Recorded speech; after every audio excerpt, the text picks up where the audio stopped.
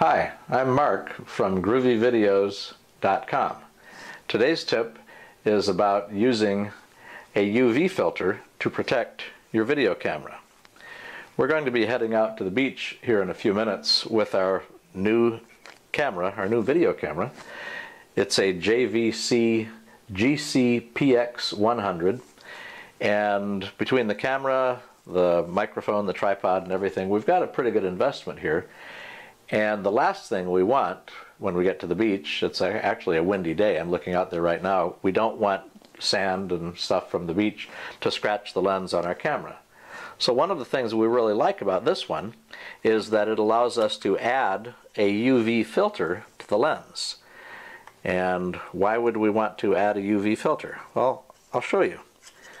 The front of the camera, when you get into the somewhat more expensive ones, the entry-level cameras don't necessarily have this feature, but this particular camera has threads on the lens. So what I can do, the UV filter is just simply, it's essentially a piece of glass that, I don't know if you can see it at that distance or if we have to do a separate close-up on this, but all I have to do to protect my camera, okay, well here, let me back up a little bit.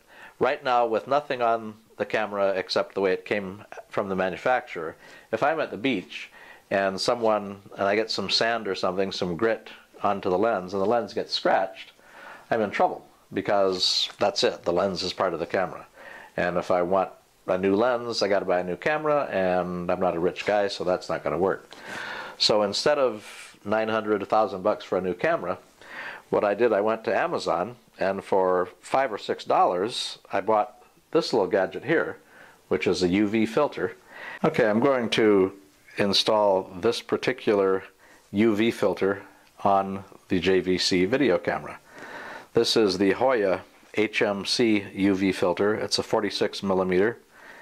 I got this on Amazon for about $15 or $16, somewhere around there. The 46mm is the one thing you have to know about your camera. It's the diameter of the lens. But since our JVC video camera has a 46mm lens, I bought a 46mm filter. And I'll show you how to install it. It's pretty easy. I've got the camera mounted pretty securely on a tripod. I'm going to remove the lens cap. And I've actually gone to the trouble of getting a little velcro so we can stick our lens cap right there.